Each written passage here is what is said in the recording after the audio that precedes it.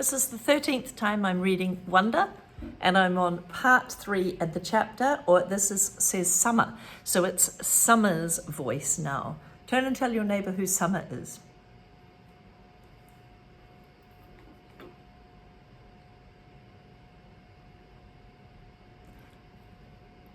This comes with a quote that starts, and it's from a song.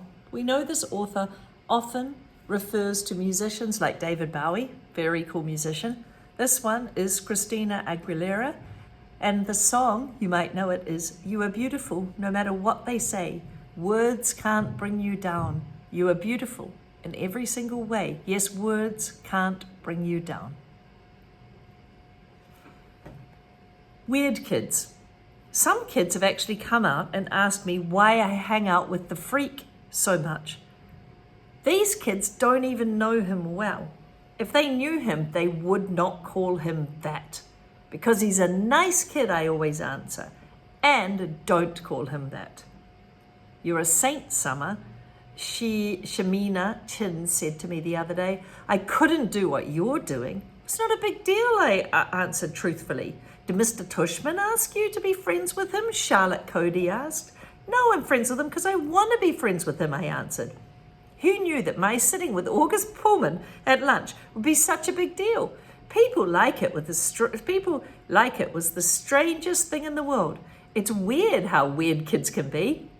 I sat with him that first day because I felt sorry for him. That's all. Here he was, the strange-looking kid in a brand new school. No one was talking to him. Everyone was staring at him. So all the girls at my table were whispering about him. He wasn't the only new kid at Beecher Prep, but he was the only one everyone was talking about. Julian had nicknamed him the Zombie Kid, and that was what everyone was calling him. Did you see the Zombie Kid yet? Stuff like that gets around fast, and August knew it. It's hard enough being the new kid, even when you have a normal face. Imagine having his face. So I just went over and sat with him. Not a big deal. I wish people would stop trying to turn it into something major. He's just a kid. He is the weirdest looking kid I've ever seen, yes. But in the end, he's just a nice kid. This chapter's called The Plague. Remember, they keep flashing back. We've already heard Augie's part of this story. Then we've heard Via's part of the story. And now we're going back and we're hearing it from Summer's perspective. I do admit August's face takes some getting used to. And I've been sitting with him for 2 weeks now. Let's just say he's not the neatest eater in the world. And other than that, he's pretty nice. I should also say that I don't really feel sorry for him anymore. That might have been what made me sit down with him in the first time. Feeling sorry for him. But it's not why I keep sitting with him. And I keep sitting down with him because he's fun. One of the things I'm not loving about this year is how a lot of the kids were acting like they're too grown up to play things anymore. All they want to do is hang out and talk. And all they talk about now is who likes who and who's cute and who isn't. And August doesn't bother about that stuff. He likes to play Foursquare, which is handball, at recess, which I love to play too. And it was actually because I was playing Foursquare with August that I found out about the plague. Apparently, it's a game that's been going around since the beginning of the year. Anyone who accidentally touches August has only 30 seconds to wash their hands or find hand sanitizer before they catch the plague. I'm not sure what happens to you if you actually catch the plague because nobody's touched Augie yet.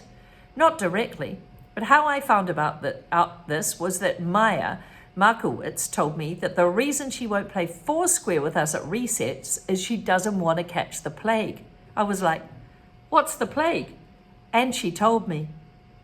I told Maya I thought it was really dumb, and she agreed, but she still won't touch a ball that August has touched, not if she can help it. Wow, that is really ignorant of people. This is called the Halloween party. Imagine if you heard that no one would touch you because they might catch the plague and that it was a game. Wow. I really hope the kids in my class realize that that is not a good way to be in the world, and it can really, really have an impact, not on them, on all the people around them, and on the people around them. It's not good. The Halloween party. I was really excited because I got an invitation to Savannah's Halloween party. Savannah's probably the most liked girl in the school, I suppose. All the girls want to be friends with her. She was the first girl in grade who actually had a boyfriend, and it was some kid who goes to another school. Anyway, even though I'm not in the popular group, whatever that means, I somehow got invited, which is really cool. When I told Savannah I got her invitation and would be going to her party, she was really nice to me, though she made sure to tell me who not to invite. So I shouldn't go around bragging to everyone that I got invited, because she didn't invite everyone. Maya didn't get invited, for instance. Savannah also made sure to tell me not to wear a costume. It's good, she told me, because of course I would have worn a costume to a Halloween party, not the unicorn costume I made for the Halloween parade, but maybe the goth girl get-up that I'd worn to school. But even that was a no-no for Savannah's party. The only negative about going to Savannah's party was that now I wouldn't be able to go to the parade, and the unicorn costume was being wasted. That was kind of a problem, but okay. Anyway, the first thing that happened when I got to her party was that Savannah greeted me at the door and asked, "Where's your boyfriend, Summer?" I didn't know what she was talking about. "I guess he doesn't have to wear a mask at Halloween, right?" she added. And then I knew she was being mean and talking about Augie. "He's not my boyfriend," I said, but he is my friend. "I know, I'm just kidding." She kissed me on the cheek, and all the girls in the group kissed each other's cheeks now whenever they said hello. And I threw my jacket on the coat rack in the hallway, and then she took me by the hand down the stairs to the basement where there was a party, which is where the party was, and I didn't see her parents anywhere. There were about 15 kids. All of them were nice kids from either Savannah or Julian's friends. Julian's friends. Uh-oh. And I guess they're all kind of merged into one big group. Now that some of them have started being friends with each other. I didn't even know there were so many of them. I mean, I didn't really know that they knew each other. Anyway, about 5 minutes after I got there, Henry and Savannah were standing next to me, sort of hovering over me. "So, we want to know why you hang out with the zombie kid so much," said Henry. "He's not a zombie," I laughed, like they were making a joke. I just thought they were a joke. I was smiling. But actually, I didn't feel like smiling. "I know, Summer," said Savannah. "Summer, you'd be a lot more popular if you didn't hang out with him so much. I'm going to be completely honest with you. Julian likes you." "He does? Do you like him?" "Yeah, I guess so. Yeah. So you have to choose who you want to hang out with." She was like talking to me like a big sister would to a little sister. "Everyone likes you, Summer. Everyone thinks you're really cool and that you're really, really nice. You could be totally part of our group if you want to. And believe me, there's lots of girls in our grade who would love to be part of our group." Just telling you from an adult's point of view, this is really creepy. You don't have groups. We don't have groups. I'm friends with Mrs. Duffy, and we go and have coffee and go to the movies together. And I'm friends with other people, and we go and play tennis together. And I've got other friends who I like going to musicals with. And you don't have one big group, and that's called a clique. And it actually makes your life quite miserable if you just stick with one group of people. Please make sure you make lots of friends and you don't make a clique and just go, "These are the only people," and then think you're better than everyone else just because you're a big gang. Because that's called safety in numbers. You feel safe because you're a big numbers, but actually you're quite weak. You're a strong person if you can mix with different people. She said, "There's a lot of girls in the grade who would love that." "Well, I know," I nodded. "Thank you." "You're welcome. You want to tell Julian to come and talk to you?" What? I looked over to where she was pointing and I could see Julian looking at us. Actually, no. Where's the bathroom? I don't want to. I went to where she pointed and sat down on the side of the bathtub and called my mum and asked her to come and pick me up. "Is everything okay?" "Yep. Just don't like these people. I don't want to stay." Mum didn't ask any more questions and she said she'd be there in 10 minutes. So these people think they're very cool and all, you want to be friends with us? But actually, she's so strong, Summer, that she says, "No, I don't want to be people that call somebody a zombie or worry about everyone being popular with each other." She wants to be friends with a variety of people who have got similar passions and interests. Don't ring the bell, I told her. Just call me when you're outside on the phone and I'll come out. I hung out in the bathroom until Mum called, and then I snuck upstairs without anyone seeing me, got my jacket, and I left. It was only 9:30 and the Halloween parade was in full swing. Huge crowds were everywhere. Everyone was in costume. Skeletons, pirates, princesses, vampires, superheroes, but not one unicorn. Not even her. She missed it. By going off to a party, she missed what she really loves doing. Stick with what you love doing. November. The next day at school, I told Savannah I'd eaten something really bad Halloween candy and gotten sick, which is why I went home early from her party. She believed me. It was actually a stomach bug going around, so it was quite a good lie. I also told her that I didn't really like Julian, and she needs to leave me alone about that and hopefully spread the word to Julian. I don't want to hang out with him. She, of course, wanted to know who I was friends with, and I told her it was a secret. August was absent the day after Halloween, and when he came back, I could tell something was up with him. He was acting weird at lunch. Do you remember what happened at Halloween? Remember, he had the mask on. Turn and tell your neighbour.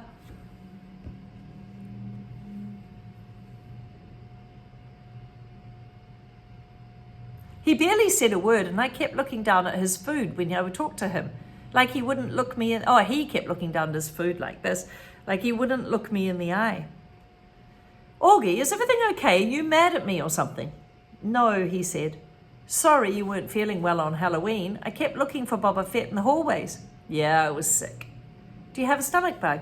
Yeah, I guess. He opened a book and started to read, which was kind of rude. I'm so excited about the Egyptian Museum project. Are you? He shook his head, his mouth full of food. I actually looked away because between the way he was chewing, which was almost seemed like he was being gross on purpose, and the way his eyes were just kind of closed down, I was getting a really bad vibe from him. What project did you get? I asked. He shrugged, pulled out a little scrap of paper from his jeans pocket and flicked it across the table to me.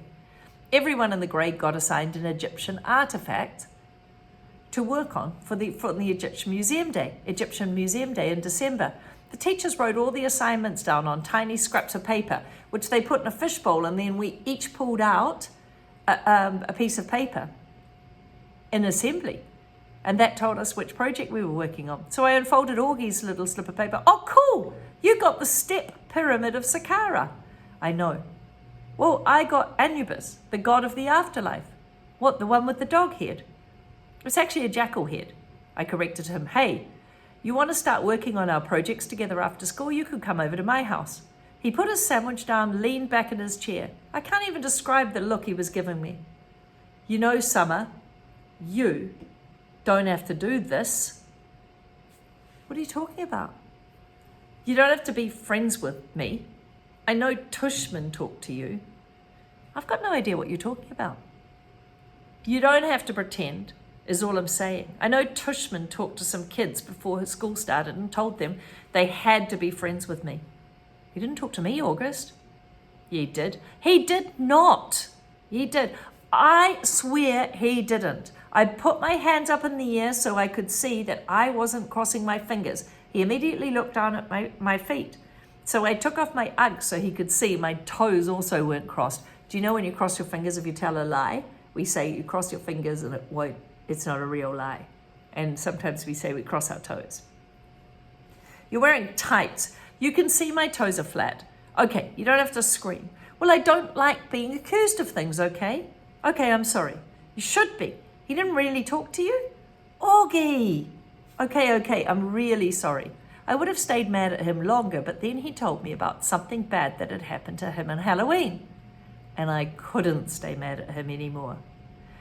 Basically, he had heard Jack bad-mouthing him and saying really horrible things behind his back. It kind of explained his attitude, and now I knew why he had been sick. I promise you won't tell anyone, he said. I won't, I nodded. Promise you won't ever be mean to me like that again. Promise, he said, and we pinky swore. Warning, this kid is R-rated, rated R. I had warned Mum about Augie's face. I'd describe what he looked like. I did this because I know she's not always so good at faking her feelings, and August was coming over for the first time today. I even sent her a text at work to remind her about it. But I could tell from the expression on her face when she came home after work that I hadn't prepared her enough. She was shocked when she came through the door and saw his face for the first time. "Hi, Mum, this is Augie. Can he stay for dinner?" I asked quickly. It took a second for my question to even register in Mum's brain. "Hi, Augie. Of course, sweetheart, if it's okay with Augie's mother." While Augie called his mother on his cell phone, I whispered to Mum, "Stop making that weird out face." She had that look like when she's watching the news and some horrific events happened. She nodded quickly, like she hadn't realized she was making a face, and was really nice and normal after that to August. After a while, Augie and I got tired of working on our projects and went to hang out in the living room.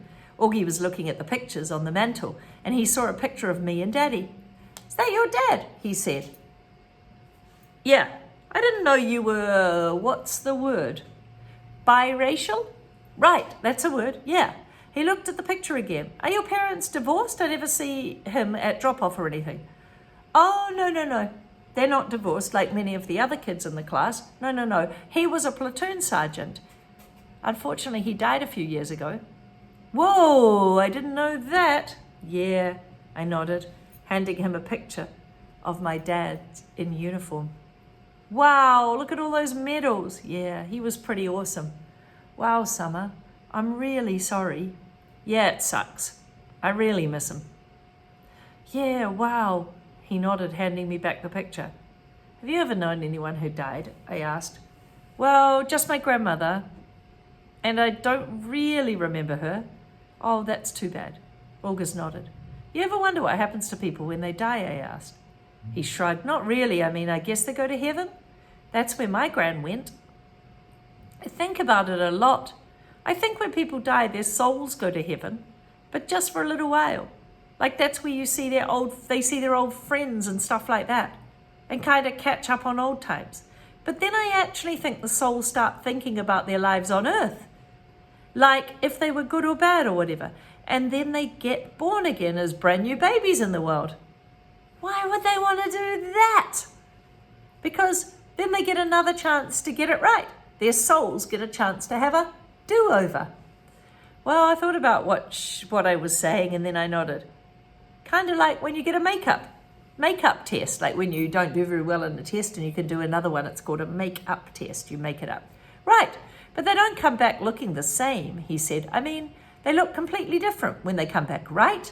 "Oh yeah, your soul stays the same, I think, but everything else is different." "Huh, I like that," he said, nodding a lot. "I really like that, Summer. That means in my next life, I won't be stuck with this face." He pointed to his face when he said that and batted his eyes, which made me laugh. "Oh, I guess not," I shrugged. "Hey, I might even be handsome," he said, smiling. "That'd be awesome, wouldn't it? I could come back and be this good-looking dude with some super buff and super tall." I laughed again. He was such a good sport about himself. That's the one thing I like most about Augie. "Hey, Augie, can I ask you a question?" Yeah. He said he knew exactly what I wanted to ask. I hesitated. I've been waiting to ask him this for a while, but I've always lost the guts to ask. "What?" he said. "You want to know what's wrong with my face?" "Yeah, I guess. Is it okay for me to ask that, now that we're friends?" He shrugged. I was so relieved that he didn't seem mad or even sad. "Yeah, it's no big deal," he said casually. "The main thing is I have this thing called mandibulofacial dystocia, which took me forever to learn how to pronounce. By the way, but I also have this other syndrome thing that I can't even pronounce. And these things kind of just morph together into one big super thing, which is so rare that they don't even have a name for what this is. I don't want to brag or anything, but I'm actually considered something of a medical wonder, you know." He smiled. "That was a joke," he said. "You can laugh." I smiled and shook my head.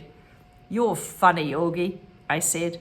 "Yes, I am," he said proudly. "I am funny. I'm cool beans." Wow. That's the end of the reading for today. But I'm so curious about how we as humans react to situations. When we see something that's unfamiliar, how do we react? And I'm wondering how Augie is reacting to his situation as well. He seems to be taking it very positively and trying to think of positive ways to explain how he feels and explain away the situation that he's in. I don't think I've worded that very well, but he tries to be super positive. I wonder if you ever forget to be super positive about situations.